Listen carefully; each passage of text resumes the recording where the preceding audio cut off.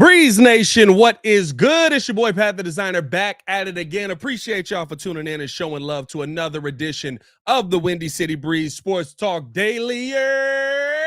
Hey, some breaking news here. Now, this news broke a little while ago. I guess it's not breaking right at this moment, but just wanted to get this news out to you. I was out there hooping. I was working out. I'm a little bit tired. Don't worry about it. But Chicago Bears rookie Kiran Amegadjie has been activated off of the NFI list. This is something that is exciting because we haven't gotten a chance to see Kiran. Kiran has been dealing with injury since he was drafted by the Chicago Bears. This was an issue that the Chicago Bears knew about for a while when Kiran was brought in, but they still felt like he was a good enough prospect to go out there and take a chance on. And I'm excited about the fact that we're going to get an opportunity to see him, especially after kind of what we saw Sunday with the offensive line, right? Or Saturday, I should say, with the offensive line, because to me, I think that you saw a few more issues, and I'm glad that we played the offensive line versus a team that had the twos going, because I think they were more willing to go after it. I think that they were more willing to, you had a bunch of guys on the other side that were like, if I don't get to Caleb Williams, I don't have a job tomorrow. And so there was more of an aggression coming from that Cincinnati Bengals defense. And you kind of saw some of the holes that your offensive line currently has now. Of course, some of those holes are going to be attributed to things like the fact that Nate Davis hasn't been out there, right? The fact that Nate Davis hasn't been able to get himself acclimated in. But most Bears fans, if you're like me, you have concerns around Nate Davis right now being somebody who's going to consistently be in there and consistently be able to give you time at practice, time on the field. And so what this does, it just adds a little bit more O-line depth to you right now. Now, as far as Kiran Amegadjie goes, I mean, let's be real. The conversation around him, at least based on what Ryan Poles told us coming into the season, was that Kiran was not going to be competing for the starting left tackle spot this season. This is still something that is Braxton Jones' spot, but there, of course, is hope that he could compete in the future.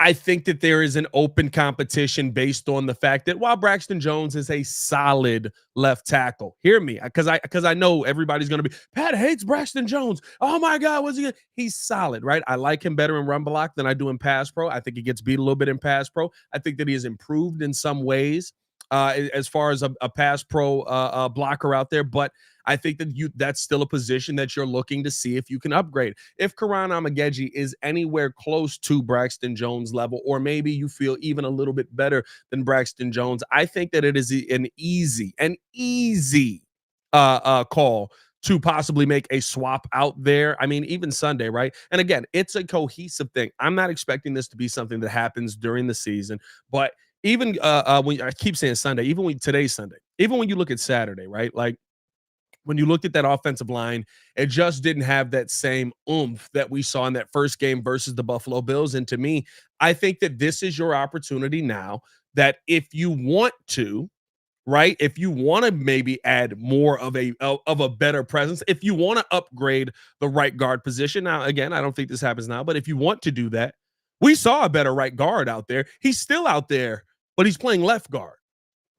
So to me, right, Kiran's one of those guys who was versatile in college. He played mostly left tackle, but could you play some right guard? Could we see Kiran possibly, I'm sorry, left guard? Could we see Kiran possibly see somebody who ends up getting slotted in there at that left guard position? Maybe you move Tevin back over to the right side where, that's your biggest question right now. I think that's a down the line move. That is a future move. That is possibly something that going into next season, you make a move on that, right? I don't think that is this season, but at least you have the option there, and you hope that this young man's going to be able to play. And I'll tell you this right now, most people are going to look at this and say, well, he's a fifth round, or he's a fourth round guy, Pat. You know what I mean? He's a third round guy. Fourth round was Tory Taylor. Fifth round was Austin Booker. He's a third round guy, Pat. How quickly do you think he's going to be able to develop? Do you think they just took a chance on him in the third round? Do you think that they just, they're just hoping for something there? No, I think Ryan Poles sees something out of this young man that he likes. And as far as drafted offensive linemen for Ryan Poles, right, I'd say he's 2 for 2. Now, some of the offseason signings, we won't speak on those. But as far as the drafted, listen, Braxton Jones is a solid enough offensive line, especially as a fifth round pick, to say that is a hit. Darnell Wright to me absolutely is a hit. And so for me, right, I think that if you could find a way to utilize Kiran Amegadjie, either he's a better left tackle than Braxton, and maybe you're able to kick Braxton inside, although I don't think that he's a guard in the slightest. Or you possibly move Kiran inside, you take him from being a tackle to being a guard on that left side, move some pieces around. I think it just opens up options for you in the future. And I think really when you look at where this Bears team is at right now, as far as depth, you feel better about the depth on the offensive line, especially when you saw Nate Davis and how he performed out there. Again, it wasn't a very good performance, wasn't a very good showing, which is surprising because he did well at the joint practice. I thought that he showed really well. But to me, just more depth, a young piece that you want to see get in here and compete more. Let me know you guys' thoughts in the comments. Hit that like button, subscribe to the page, leave that 5-star review if you have not done so. Shout out to the people in the chat. I ain't shout out nobody in here. Jay Grizz in the building. Baki said first one. I got Jay Grizz in here ahead of you, Baki, but maybe on the YouTube side you did beat him. Shay in the building saying yo. Joseph in the building. Daniel Berry in the building. Black Dank in the building. Maddie Legend, yeah. Eric A in the building. Bear Don OT, yeah. What he say? He said, "Yo, Pat, I need that hat. Send it to me." This is last year's draft hat. You can get this hat. You can get this hat still online. I think maybe they took it away now. Shout out to Bears Junkie. Bardon. Black Dank said Nate Davis is never out there. This is true. This is a good comment here. Shout out Spud in the building. Say it's possible, but I'd be willing to give the reps at right guard. It's a glaring hole and has to be destabilizing the entire line, and that includes Braxton Jones. I don't think that you throw the rookie out there over Nate Davis. And here's the thing about the whole Nate Davis situation, right? And I think that they do want to utilize Kiran. You want to see him out there fairly quickly. But at the end of the day, with the whole hold on. Sorry, I don't know how I missed this. Over 100 in the chat.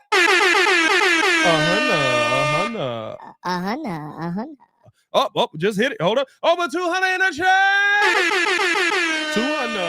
200.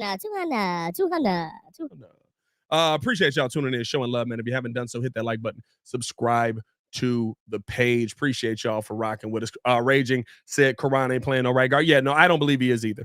I think that Kiran is he's going to play on the left side. If you did move him inside the guard, you would move him in at left guard. I don't think you would put him on the right side. But I do think that there's no chance that you would swap him in for Nate Davis to start the season at all. Like Nate Davis is, again, when he's out there, when he's able to play, he's the best right guard the Bears have on the team. I think that for most of us, that is our issue with Kiran or with Nate Davis, is that right now in the position that we're in, he's our best right guard on the team because he's the guy that's never out there. And at the end of the day, I know that people are like, you want to put your best talent out there. You on the offensive line, listen, it's all about continuity. It's all about availability. It's all about consistently being able to be out there. And the line looked better without Nate Davis in it. That is just a fact. When you look at last week's game, Caleb Williams was doing so much more dancing. But now the line still has some good moments. And again, I understand Nate Davis has to acclimate himself in there, has to figure it out. But it just did. It looked better when Matt Pryor was out there. It looks better when that guy who hasn't been a part of the operation isn't a part of the operation. And that's no surprise. Now, if you continue to get him a part of the operation, right? We got 2 days of practice next week before this Kansas City game. If he's out there for both days of practice and you start to see him getting some work in with Darnell Wright, with Coleman Shelton, makes perfect sense to keep Nate Davis out there. If you're consistently seeing him at practice, makes perfect sense to see Nate Davis out there. But if you've got that in and out situation, I'm sorry. It doesn't make sense to make your line what we could visibly see as worse by throwing him out there. Let me know your thoughts. Again, hit that like button, subscribe to the page, leave a 5-star review. Y'all know what to do. Zero Schlitz in the building said Kiran is jumping from Ivy League and will need lots of time to adjust. Can't see him playing real snaps soon, having missed camp. 100%. 100%. I fully agree with that. I think that is that's an accurate assessment of it. That jump. Now,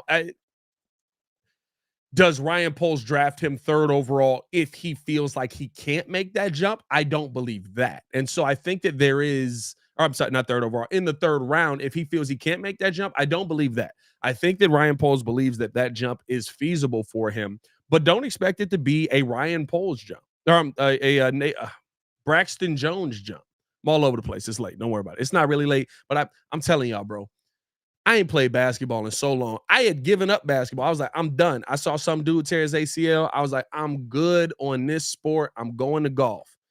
I started getting that itch. I went out there and balled today. So excuse me if I'm a little bit all over the place, trying to get the brain back together. But no, I just think that, like you said, Karan is a guy who is going to have to make a massive jump. And I'm not saying that he can't make it quickly. I mean, nobody would have told you that Braxton Jones could have made that jump. Braxton Jones was not supposed to start his rookie year. Not only did he start his rookie year, but he did a dang good job at it. Now, we haven't seen that growth that we've been hoping to see from Braxton Jones year over year, and that's why people have kind of gotten to the point where it's like, hey, bro, listen, you said you can't stop the bull rush, and we continue to see that, although I think that he has gotten better at it. That's a concern for us right now. To me, I look at this team right now as not your biggest problem you can't fix with this rookie. Your biggest problem you can't fix with this rookie. You just can't. Right? Like he's on the left side. He's missed all of camp. He's gonna get basically these last 4 weeks. You know what I'm saying? Like I don't think that this is a quick fix plug-in for this young man. But listen, I would love to be proven wrong. I would love to see Karan out there. I can't wait to see what he's actually going to be able to do early on. There is no timeline for him returning to full practice yet either, because you have to think about this. He is coming off of a quad injury. He's done nothing in the offseason program. There's going to be, like, he hasn't even stretched, guys. Like, I don't know if you've seen some of the videos that I've posted, but like usually when everyone's stretching, Karan is standing next to them. He has done nothing. So there is a long ramp up period that is going to be a part of this. Don't expect to see Karan out there anytime soon. I would say we will probably see Karan if things get hairy when we start the season off. And we're already in the season. And unless he's just killing guys in practice and just showing every single rep that he goes out there to that he's the best guy on the field, I wouldn't expect to see much of Karan this season, but it is good to get him back there. It is good to have another offensive line option as depth, right? Like I said, that's kind of the scenario I see him coming in. Braxton Jones goes down with a little bit of something. Hey, Karan, get out there. It's your time, right? And I would think there's probably people ahead of him right now. What Tevin Jenkins goes down, right? I think that this is one that you're going to take your time with. You do expect to see something out of him, but I don't think that this is going to be a rush job at all. Let me know again how you guys feel in the comments below. Hit that like button, subscribe to the page, leave that 5-star review. Y'all know what to do. Shout out to It's Crimson, you dig, man. I don't know what kind of name is this. Eyes red. Oh, that's not bad actually. I'm gonna go red eyes. I'm gonna go red eyes right here. He said let him heal. I agree with that. It's Crimson going the other way. He said he's not depth. He's the future starting left tackle. I don't know if I agree with that. So we'll see. We'll see what it ends up being. I don't know if he's going to end up being the future starting left tackle just yet. He's got to take that job from Braxton. And at a minimum, Braxton isn't here. Would I like to see better than Braxton? Yeah, I would. I've said this many times. But he is here. You know what I mean? So we'll see how quickly he ends up competing for that starting job. And Ryan Poles said it this year. He said there's no chance that he competes for that starting job this year. I just want to give you guys this quick update, man. Appreciate you guys for tuning in and showing love. Crimson, he talking about I'll bet you. Crimson, you already down on the Velus Jones thing, ain't you? Ain't you down on that? Didn't you already say Velus Jones is going to be on the 2025 staff? Velus Jones might not be on the 2024 Bears. I got to go back and find what you said was the deal or something. I don't even, did we even make one?